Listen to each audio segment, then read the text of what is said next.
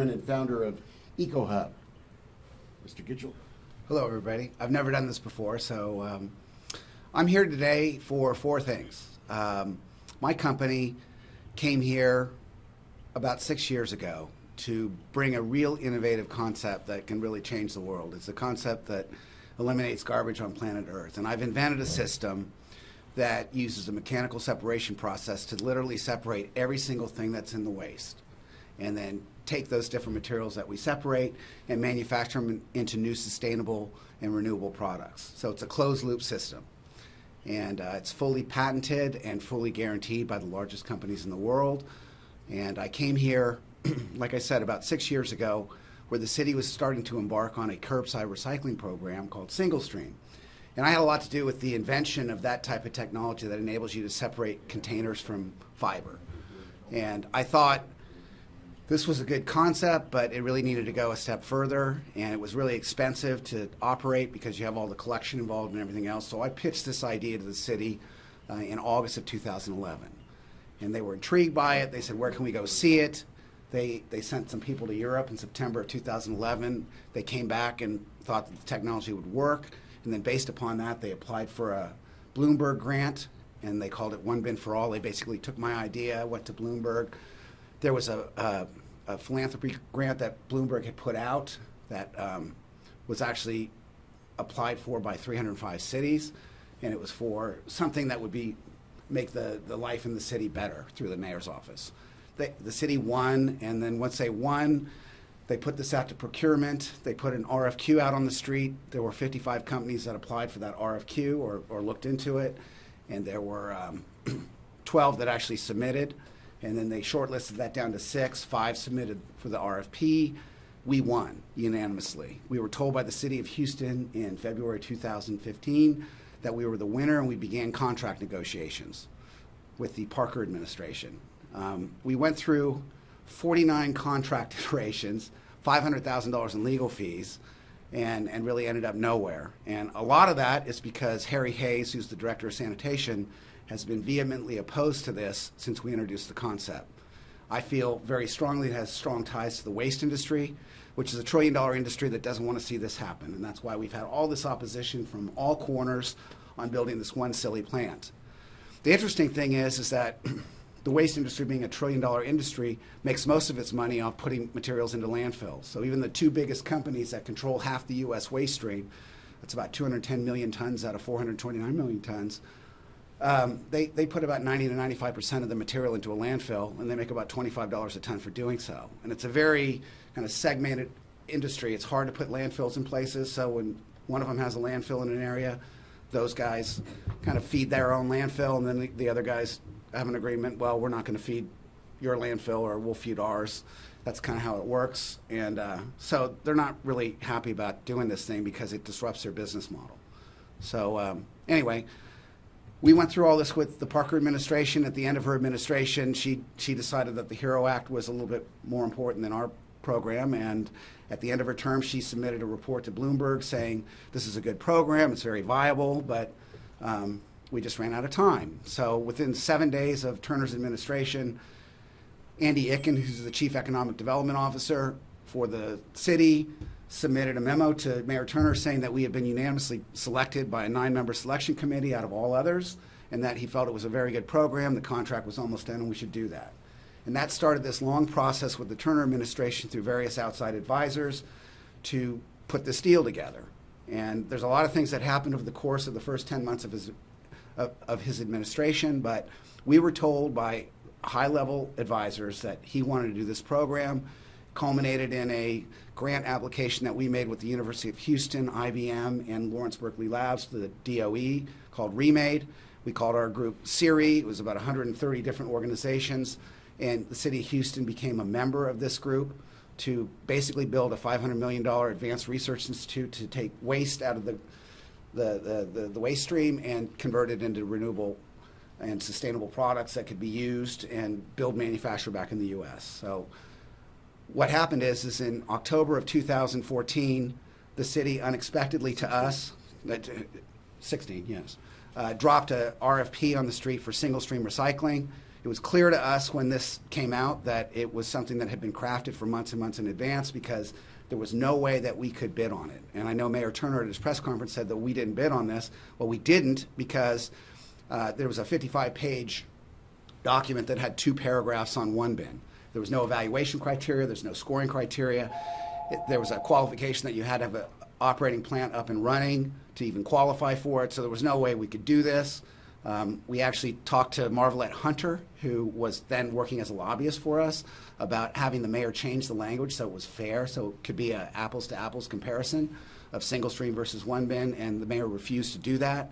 So we submitted 12 hard-hitting questions, 12 pages of hard-hitting questions to the procurement department. They didn't answer those questions.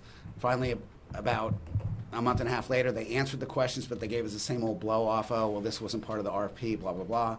So we filed a formal bid protest on December 15th, 2016, which was never answered. And I became so frustrated at this that I contacted Wayne and I said, look, I'm getting nowhere with this. We followed all the rules. We've been through the longest procurement in Houston city history. Our system will save the citizens of Houston $25 to $40 million per year. It will employ thousands of people. It will bring billions of dollars into the economy. It will reduce the carbon footprint by 1 million metric tons of greenhouse gas emissions. There's all these great things. It's 100% privately funded. It is guaranteed to operate by the largest private construction company in the world. You know, I don't know what else to do. And so he started doing some digging into emails for Harry Hayes and Mayor Turner and phone records, because we have a very strong suspicion that there's interaction between Harry Hayes and the waste industry, not only on this bid, but on resisting this project for almost 6 years now. We were stonewalled, and the city came back to us and said, hey, listen, if you are filing this bid protest, we think you're going to litigate this thing, so we're not going to give you Harry Hayes' records. Well, Wayne called me and said, if we don't lift this thing, we're not going to get these records, so we lifted it. And that's the only reason we did it. So here we are today, finding out that the mayor is going to go with this company, FCC. And incidentally, if you don't know, the 2 largest shareholders in FCC are Carlos Slim and Bill Gates. They own 31% of the company. They're the 2 richest guys in the world. This new contract is $87 a ton for the recycling. We've been in there for the last 6 years at $25 a ton for all the waste. So you put all the waste in one bin. We consider everything in the solid waste a resource. So recycling is about 50% in the typical marketplace, but the other 50% of what's in waste is still resources. So my whole idea was, if it's all one resource, then why not pick it up with 1 truck instead of 3 trucks? Why rely on people to separate what they think is recycling and what isn't, when you can put it all in one bin, pick it up with 1 truck, and save a whole bunch of money? Because 75% of the cost is in collection. So it's a pretty simple concept. Go from 3 routes down to 1, bring Houstonians a really advanced, novel, incredible, world-changing technology. My vision was really to establish this as the Johnson Space Center of the environmental industry. And thinking that if you bring this $500 million institute, you put it in here that has advanced resource with 7 national labs, 52 universities, 64 major companies, you can bring all these other companies in that will bolt onto it and build up the economy and change the image of the city and give it another base of manufacturing and technology outside of the oil and gas business. So diversify. That was the whole idea.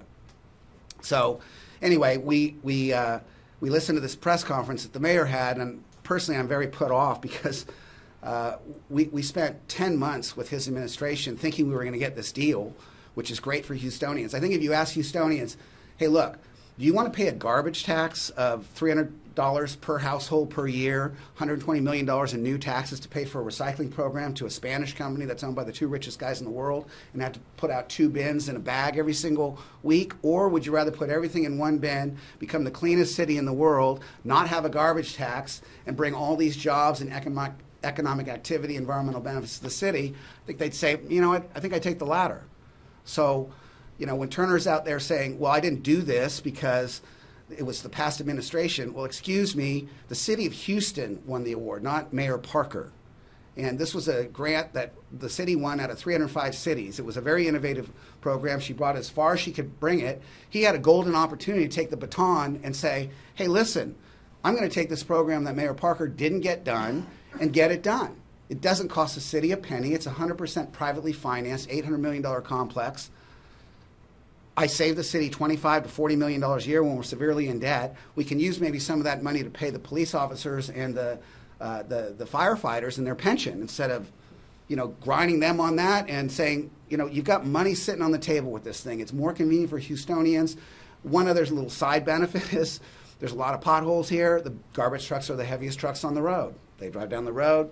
They make potholes. If you have 3 trucks versus 1, you're going to have less potholes. So there's lots of benefits. He also said in his press conference that this was cutting-edge new technology with FCC.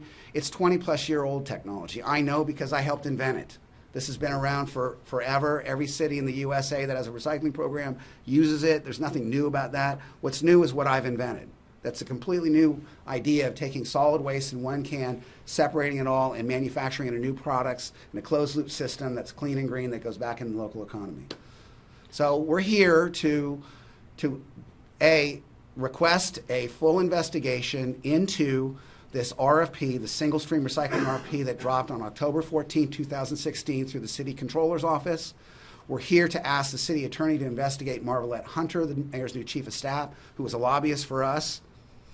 We're here to request the emails from Harry Hayes. What's he hiding? What's the big problem? Why won't he talk about this? If it's such a great deal, why isn't he talking to everybody about what a great deal it is? So we want his emails.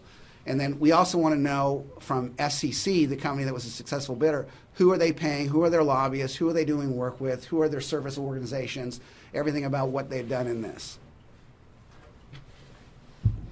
Questions?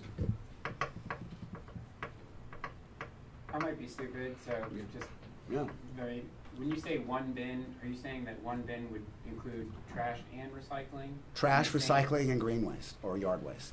Everything goes into one bin. So this technology will separate literally everything. So all the different grades of paper, all the different grades of plastic, all the different grades of metal, glass by color, wood, textiles, rubber, diapers. Yeah, so I asked George that question. I said, okay, George, like poopy diapers. Yes. Right, which most of us We dads or moms have dealt with in our trash. We go, okay, give me the really gross poopy diaper thing. Okay, I'll tell you. So the diapers weigh about 50 to 60 pounds per cubic foot. They drop out of the system in this 58-step mechanical sorting process. And look, all this is proven equipment. All my patents are on the process of how it's all aligned up. Okay, so through the process, the diapers get separated. They go through a machine that opens up the diaper. Diapers today are made out of plastic. And then the contents, we know what the contents are. So it opens up the diaper, the contents get scraped out, the contents go to a process called anaerobic digestion,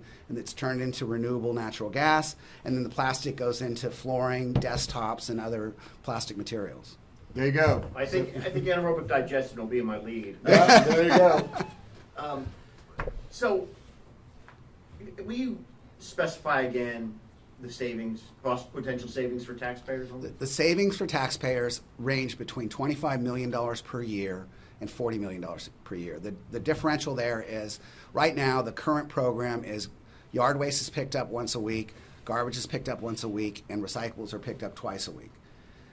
Right now, the city has about a 12% recycling rate, so they can get away with picking up the recycling twice a month. If that increases to anywhere above 15 to 20% diversion, they're going to have to pick it up once per week because they won't have enough capacity in the container to do it twice per month. So once they go to once a week recycling pickup along with garbage and yard waste, the savings will elevate to $40 million a year. During that 10 months you were communicating with the Turner administration, did you ever have a face-to-face meeting with Mayor Turner about this issue? Yes, the first one that we had with him was on August 9th, 2016. And what did he tell you? What was the content of that conversation? It was really interesting because we've been working with his aides, Thomas Jones and Marvelette Hunter and Maya Ford, for months before that, who had been feeding him all the information on the benefits associated with this. In fact, Turner knew about the benefits associated with this that I've talked about today the savings to the city, the jobs, and the economic development and the environmental benefits back in February of 2016, before he did the no-bid contract with Waste Management. But we finally got this meeting with Turner on August 9th, 2016. It was him and Harry Hayes and our team and a bunch of other people from the city staff. And it was really off-putting for me, because here we'd spent all this time educating the city and been through this very long procurement and been thoroughly vetted. And Harry Hayes ended up conducting this meeting with the mayor. He was the lead guy. And the first question out of his mouth was, well, where can you show me in a top 10 city in the U.S. A plant that separates paper and manufactures a new paper product? And I thought, gee, Harry, let me think about that for about 1 millisecond. You know we don't have a plant built yet. That's the whole point of this. So we don't have a plant built, but all the technology is proven. I mean, everybody uses paper cups and paper plates and paper napkins, right? Well, that's what we do. We separate the paper out, and we turn it into pulp, and we turn it into new products. It's happening every day. That's what happens when you recycle. You put recyclables in a bin, it gets separated, it goes to China along with all the jobs. So anyway, bottom line is, the next question out of his mouth was, more questioning on whether or not the system worked, and we spent the whole 40 minutes or so with the mayor on the defensive, because Harry Hayes was trying to discredit us. But we were told after the meeting by the mayor's top people, Marvelette Hunter and Maya Ford, that, hey, it went great. You exposed Harry for being the corrupt guy that he is, and the mayor's really into this. And what was interesting about that is we got word through his associates that they were still going to advance this thing forward, that they were very satisfied. One of the questions that the mayor asked at the end, which was really interesting, with Harry Hayes sitting next to him, he said, well, what happens if your technology doesn't work and the landfill companies are upset with us? Will they take Houston's waste? I'm afraid that they're going to not take our waste or price gouge us. And I said, Mayor, that's, first of all, illegal. They cannot have a landfill and refuse the city's waste. Secondly, it's going to be the opposite of price gouging, because there's 6 landfills around the outside of Houston, and they will have a bidding war within 5 minutes to get your waste. Let me just do one thing real quick, guys, just for your benefit. It's not a have to be on TV thing. George identified 3 top aides of the mayor as Marvelette Hunter, Maya Ford, and Thomas Jones. At the time of this meeting, none of them were employees of the city of Houston. Maya Ford has almost like a familiar relationship with Mr. Turner. Marvelette Hunter was a lobbyist for them. She's now the chief of staff. At the time, she was not with the city, but had a long-standing legal relationship with Mr. Turner. And Thomas Jones was his campaign treasurer. Okay?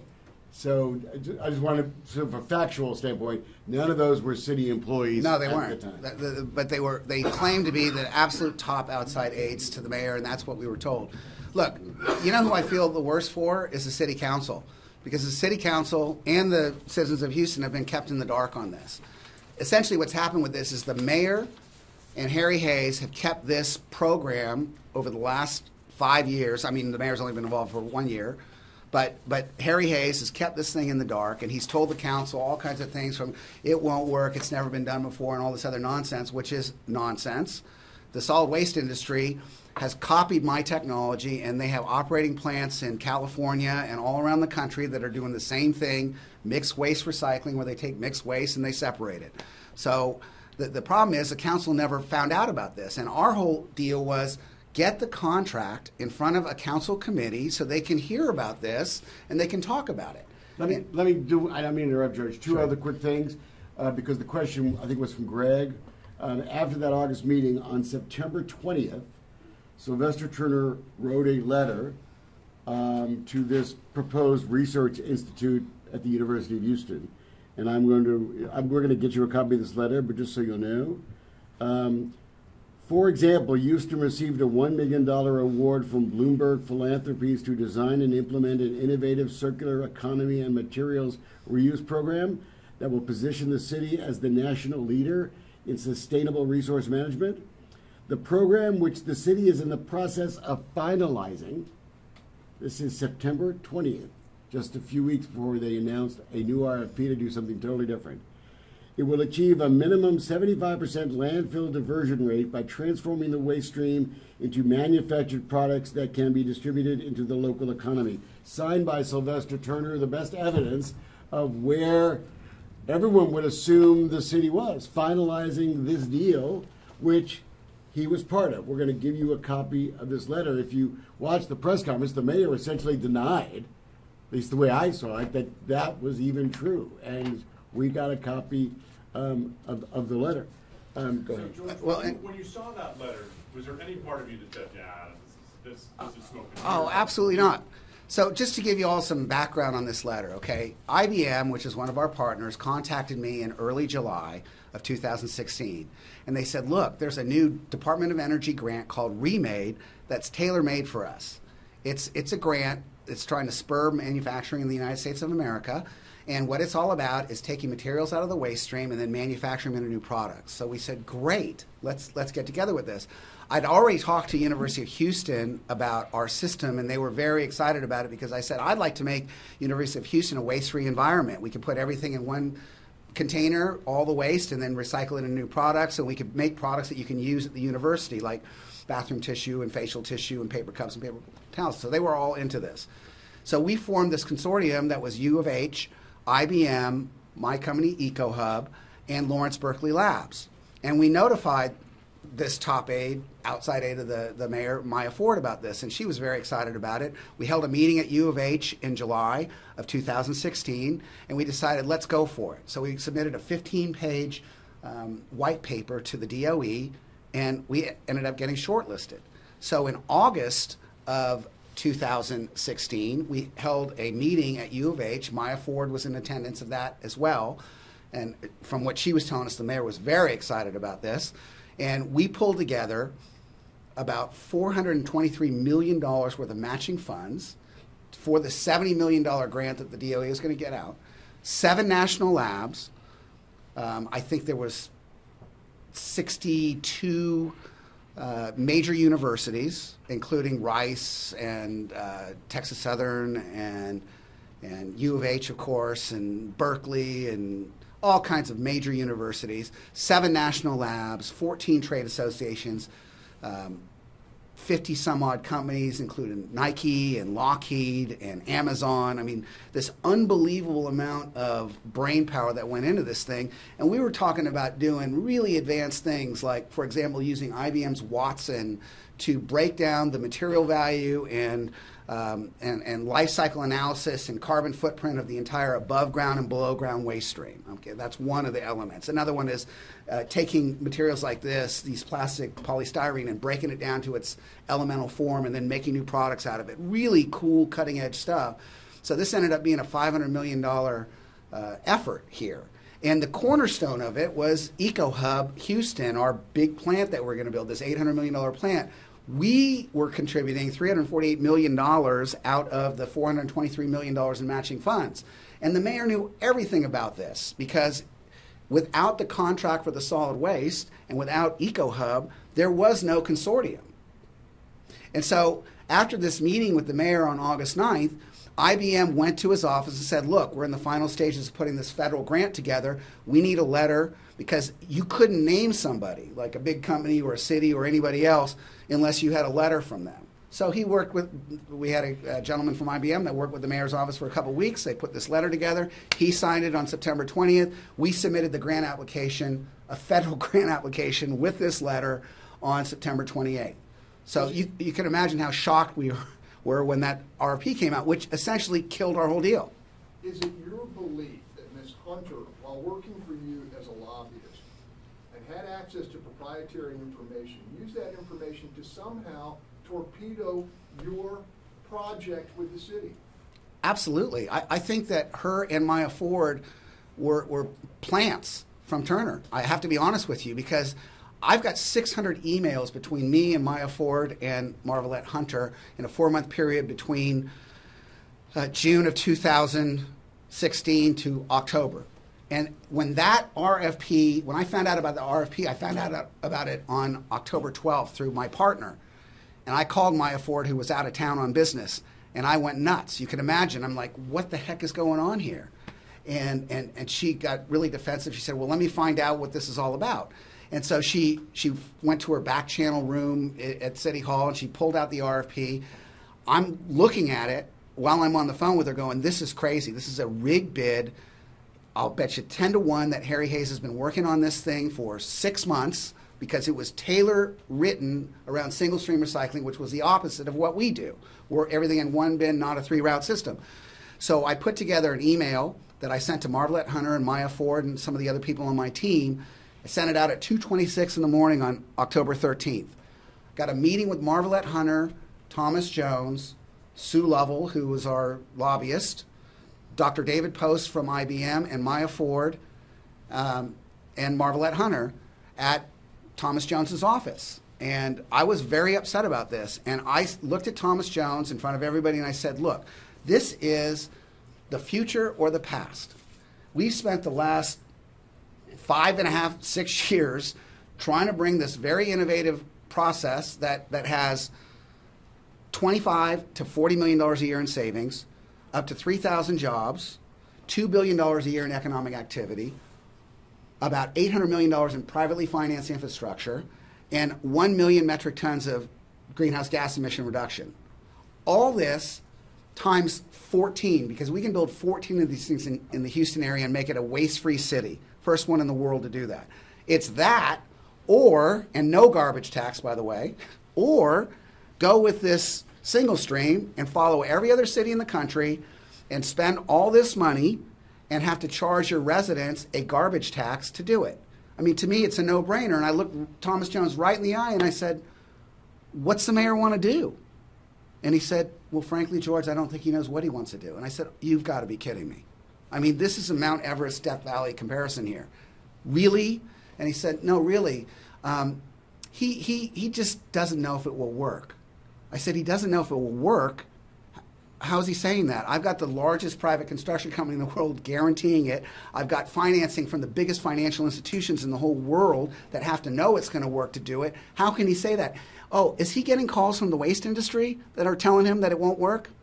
And by the way, you know, if the waste industry was so convinced that this wouldn't work, do you think they'd let me build this $800 million monstrosity and fail? Because that would be the end of it. No, they know it will work. That's why they're fighting so hard. Besides, oh, sorry, go ahead. Besides being the mayor's treasurer, what's Thomas Jones' role? Well, I think he's an outside advisor, but that's a very good question that I think somebody should investigate. What is his role? I mean, I was told by various people that he was the top outside advisor, excuse me, for Turner. And that, you know, you had to go through him, had to go through Marvelette Hunter, had to go through Maya Ford if you wanted to get a deal done. I'm just an innocent businessman and inventor, okay? Yeah, I want a couple of things I want to add here. One of the reasons we've asked for records for months from the city is to find out who was on the committee that evaluated the FCC deal. Who are they? We want to see the records of the evaluations. The city won't tell us. They won't give us emails, not just about this deal, but about past garbage deals. What kind of nonsense is that? The other concern, and the other reason that Mr. Gitchell wants to take this step, is because if you look at last week, the city planned to have one hearing before a committee on the day before it voted to do a 15-year, tens of millions of dollar contract with a company. Think about that. Whether it's garbage or anything else. What city operates in this lack of transparent way? You're going to rush this through a committee and city council in 24 hours? A 15-year, $50 or $60 million deal? We need to slow this puppy down. We need to redo this thing. We need to have a full airing at city council about all of this. Who was involved in this deal, and at the end of the day, if the people that know about garbage said we don't want to do this for whatever reason they don't want to do it, then that's the answer. The answer is not, Mr. Mayor, I'm not obligated to do it. Just because the Parker people were doing it doesn't mean I'm obligated to do it. You know, I was sitting there in that press conference, and I wanted to say, how arrogant. How arrogant to take the position that I just don't have to do it just because they were doing it. That's not the answer Houstonians deserve. The answer Houstonians deserve is, we've looked at it and it's a bad idea, or something like that. But to give a letter on a federal grant in September saying, we're almost done with this deal, it's a great deal, and then 2 weeks later do a complete different deal, an RFP that they were kept out of, I'm sorry, that stinks worse than a garbage full of poopy diapers. It does. Well, and one more thing. George, Go ahead. can I just drill down on the two of the things Yeah. you're asking for today? Right. So what is it you think or hope the city attorney will find when they investigate Marvelette Hunter, and why is that important to you? Well, I think that he'll find that she was involved in stringing us along for all this time, since June 1st or June 2nd of 2016 through October 14th of 2016. That she was didn't register. she didn't register as a lobbyist, but she was involved in telling me through Maya Ford indirectly that the mayor was very interested in this. He was going to push this thing forward, and he was going to do this deal. I think what was happening is they were stringing us along to the point where they would drop this RFP in October of 2016, and we couldn't do anything about it. I mean, they knew that our financing package, incidentally, this whole thing had been was going to be financed through the Gulf Coast Industrial Development Authority for $650 million back in September of 2015, and then again in 2016. And we had brought that information to the mayor's office through Andy Icken on September 9th, 2016 with our financial folks, Piper Jeffrey, and said, look, to do this deal, we've got the financing lined up, but to get the bonds closed, we need a contract from the city council by November of 2016, or we can't close the bond financing on March of 2017, which was a requirement. So we think that what was happening with Marvelette is they were stringing us along because they knew if they dropped a new RFP on October 14th of 2016 that we would lose our financing. And I think But why? Look, that's water over the bridge. Yeah, I think Marvelette Ted was has a talking new about her job failure to now. register. Your relationship with her has terminated. Right. I mean, why do you want that investigated? Why bother? Well, because I think she was integral in working with Turner and Hayes in killing our project. That's the whole deal. So I think that she was working to string us along to kill our deal. And as chief of staff, people should know that's Who she was who's lying working. Well, absolutely. Okay. I mean, the last time I saw her was on October 13th, 2016, in that meeting that I just referenced, and she goes, look, what can we do? You know, I kept saying this is a rigged bid. We can't participate in it. There's no way we can do this. Well, what would you want to do, George? And I said, first of all, throw it out. She goes, the mayor's not going to throw it out. I said, we can provide this, and we had a bid in for $25 for the last couple years. Why don't they just take our deal? I mean, I don't understand why you need a new thing right now.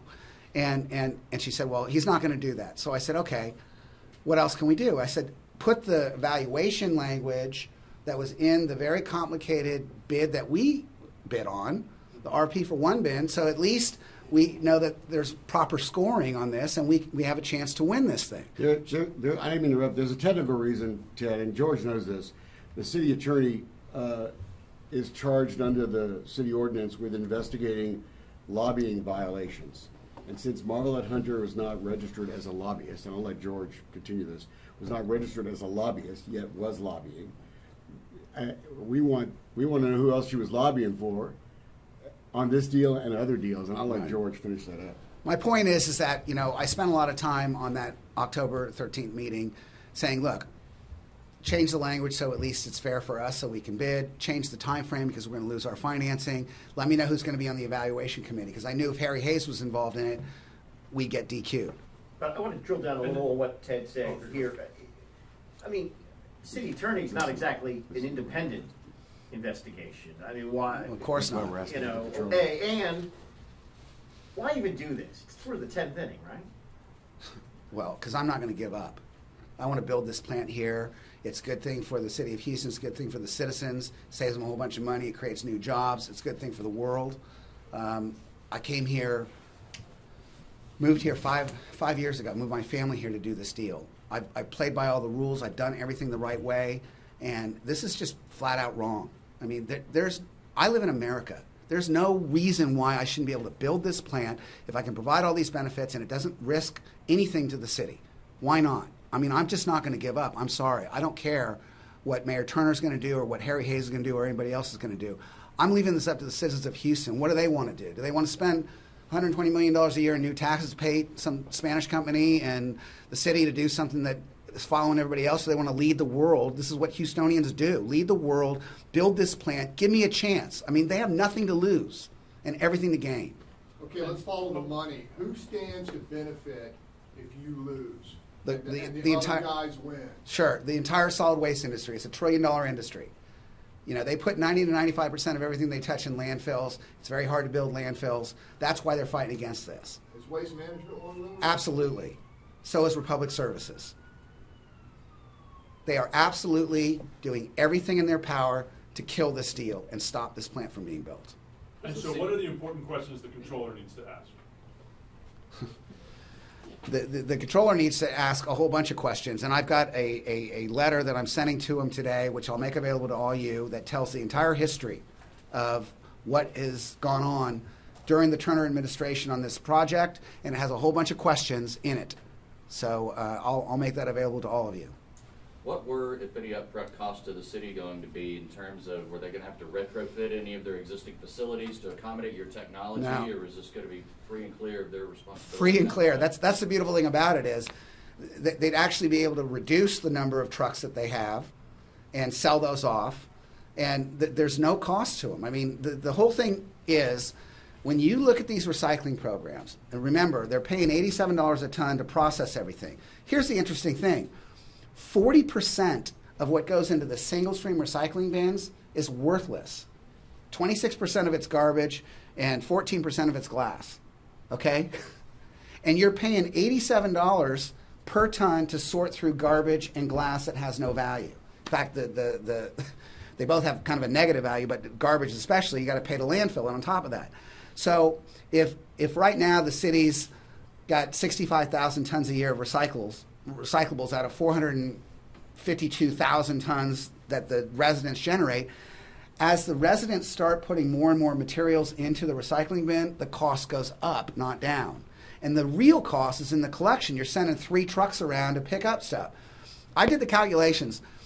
The yard waste cost to pick up yard waste in the city is over $500 per ton. You know what the city gets paid for the yard waste? $5. And somehow they think that's a great deal.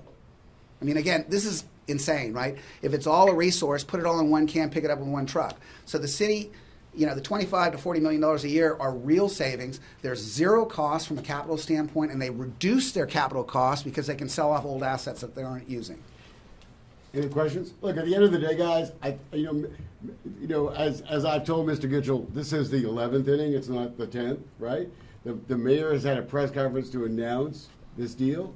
I think the facts demonstrate that something weird is going on here, and we were not going to sit back and just let this thing get pushed through in 24 hours where nobody knows what's going on.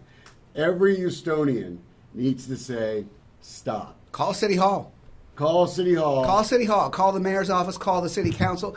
Look, the city council is innocent in all this. I want to make that very, very clear. They don't know anything about this because Turner kept it from them.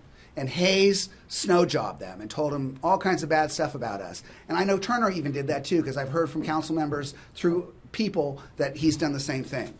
So call City Hall. If you guys care, if you don't want to pay a garbage tax, if you want to lead the world, if you want new jobs and you want new economic activity, call City Hall and say, hey, do EcoHub. We have nothing to lose and everything to gain. And what's your all-in investment right now? And you may not even be able to quantify it in terms of time and money. Probably north of $10 million in just this project alone, when you look at all the engineering and all the work that we've done over the last 6 years. And because he has no passion about garbage, right, and recyclables. No, seriously, I mean, could you imagine the frustration? And that's why when Ted Oberg asked the mayor a question, and the mayor had the opportunity to give 1,000 reasons why. You know what? I woke up and I got a report from my guys, a technical report. This ain't going to work. We're going to do something different. He had all these chances to say something that was meaningful, and what he said was, you're not saying I have the obligation to do it just because they were doing it. Well, I guess not, but you're not the king, and here's a chance to save $25 or $40 million. Why wouldn't you do it? What is the real reason you've decided not to save $25 to $40 million on a deal that wouldn't have cost the city a penny? So I think it's a just real question. For the record, they never came to you and said, with a document, with a study that said, this is why we think what you're doing. We never got to bid. No, never, ever. And look, to follow up on what Wayne said, if he really didn't want to do this, then why didn't he tell me that in January? I mean, why did he work with me for 10 months? Why did he sign that letter for Siri? Because that letter for Siri for that grant application doesn't just say we're about ready to do a contract. It says that they are joining us in partnership, if you read the whole letter. He knew exactly, and it's to my company, EcoHub, so this thing that it was for U of H is nonsense. I mean, he knew exactly what this thing was for. And it's a federal grant. You can't do that. How did the new proposal exclude you from being able to bid on it? Can you talk about that? Without getting too technical, there is a... Yeah, there's a lot of reasons, but here's the main reason, okay? It's a 55-page long RFP. It's specifically written for single-stream recycling. And there's 2 paragraphs on a one-bin option, but there's no scoring criteria, there's no evaluation criteria. So that alone, and there's a bunch of other things that are clearly articulated in a bid protest that we filed on December 15th. Which you're going to get a copy of. Which you'll get a copy of. The reality is, it had already been a bid process. There's a committee of 9 people that evaluated it. They won. And so I think today the city ought to start releasing the records. Start who was on this committee. How did they score the different deals? Let's see all the correspondence between the various people that were bidding. The city of Houston has fought this every step of the way. They won't give us a single email that Harry Hayes ever sent or received from a garbage company in Houston. Really? Is that transparency? Is that the game we're going to play here? And that's part of the reasons. And they use the bid protest that they never responded to, right? Which you're going to get a copy of. They use the bid protest as their basis for denying us the records. And they've got this bid protest. It's going to be lawsuits, right? Well, there's no lawsuits, right? We removed the bid protest. And they still won't give it to us. In fact, just so you'll know, I called the city and said, since they've withdrawn the bid protest, will you now notify the Attorney General that it's not part of this discussion anymore? They wouldn't do it. So let me just follow up on the bid protest part of it and everything else. And then we'll close out. I specifically asked Marvelette Hunter on October 13th to just add these things in that would make it palatable for us, where we felt we had a chance to compete on this. And she called the mayor, and that evening she called me back and said the mayor is not willing to change a single word in that RFP. He thinks it's more than fair, and he's not going to change the time frame. He's not going to change anything about it. If you want to bid it, go ahead and bid it. And I said, I can't bid it. And she was trying to get me to bid it for the specific reason of having me DQ or get DQ'd and then say, well, look, he didn't qualify for it. But it's really, really upsetting to me to come here and provide what I think is a tremendous idea and get totally smoked by these people in the city. Your project isn't single stream recycling, right? No, my project is. Could your thing have worked in their hole? I mean, your peg and whatever. Well, obviously it could work, but the way that the bid was written, there was no way to qualify for it. You had to do single stream recycling. This technology, again, is 20 years old, all right? And this tells you how bad it is, I even reached out to a major player in the single stream recycling processing industry because it was a requirement that you had to have experience in that operating the plants. And I offered them an incredible deal. I said, I'll pay you guys $25 a ton. You take no financial risk in pure profit, and then I'll pay you full living wages to operate this plant. And just you come in and do this with us on the single stream part of it, and then I'll propose the one bin as an option. And they said, no, we're not interested in doing that with you. I'm like, why? So again, it's the whole industry trying to stop us from building this one plant. Thank you, guys. Anything else? If y'all need something else, just let us know. Thank you very much for coming. Really appreciate it. We got documents. Can someone come in here and with the documents? We've got the letter, the September letter. I don't know what this is. We've got. Okay. No? We can get them. Okay, let's do that. So y'all figure out what y'all need to give them out of here. So Mr. Gitchell wants you guys to have this letter he's given to Chris Brown. So I have not reviewed it, so but Mr. Gitchell wants to give it to you, then that's fine. Happened during the Turner administration, a little bit of background on what happened before with the Bloomberg Award, and then it's got everything very detailed in chronological order of my experiences dealing with the Turner administration, leading up to a whole bunch of questions that I want to ask that they answer at the end. So I'll make this available to all of you.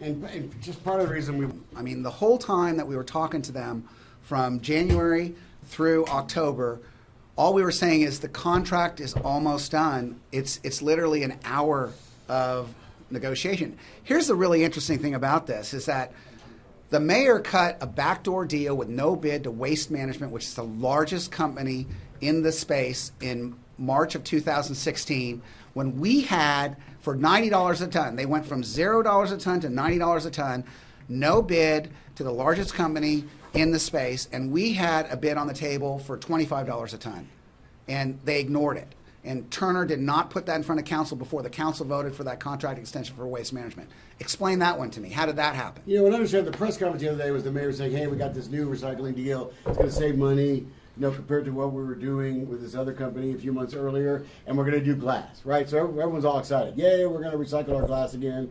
And, most people don't go beyond that. They say, hey, here's a new deal. It's supposedly cheaper than the last deal, and we're going to recycle glass. End of story. Thank you.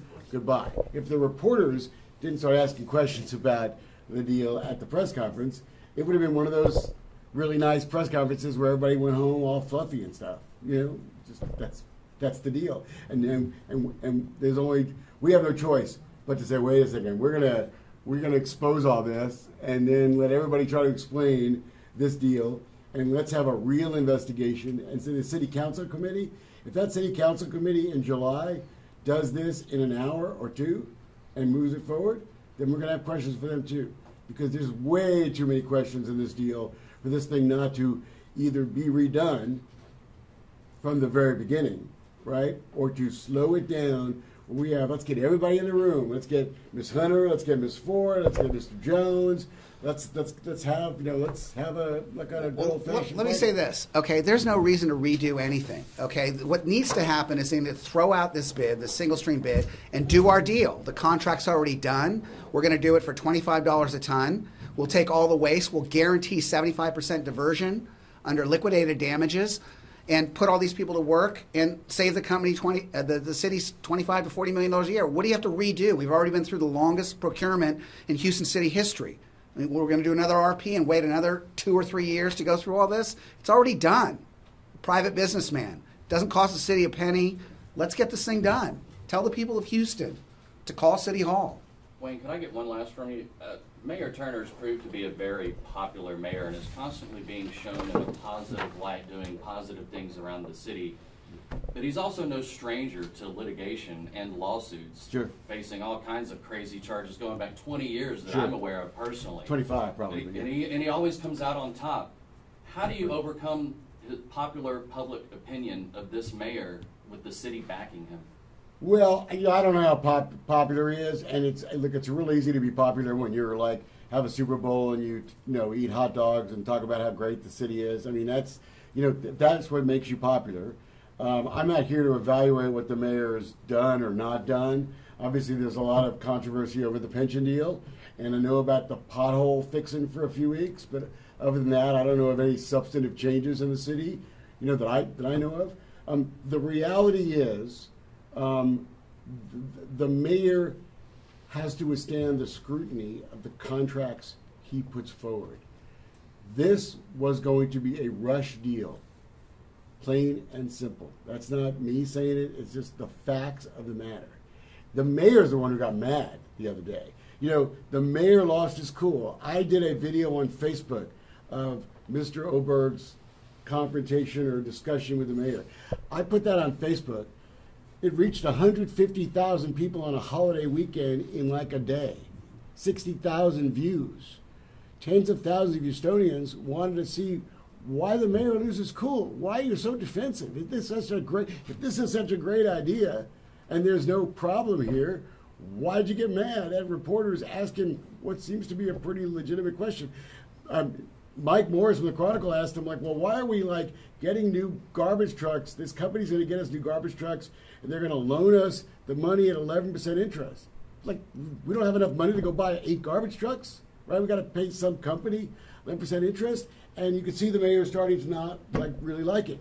This mayor is fun when no one challenges him, and you know, I'm in private business. I have clients that come to me who have a legitimate complaint. I will tell you my experience with this mayor, my consulting company. The city fights us on everything, and maybe it's because the mayor likes me special, but this city fights every reporter on open records requests, on virtually everything. That, you know, you guys know that. Every news station in town knows that this mayor is probably the most secretive we've had in terms of denying our request to look at public records. So he can smile and have fun at the Super Bowl all he wants, but transparency is transparency, and I'm not going to let him get away with it. Just not. And I'm not ever giving up. Right? Ever. Okay. Thank you, kids. Thank you.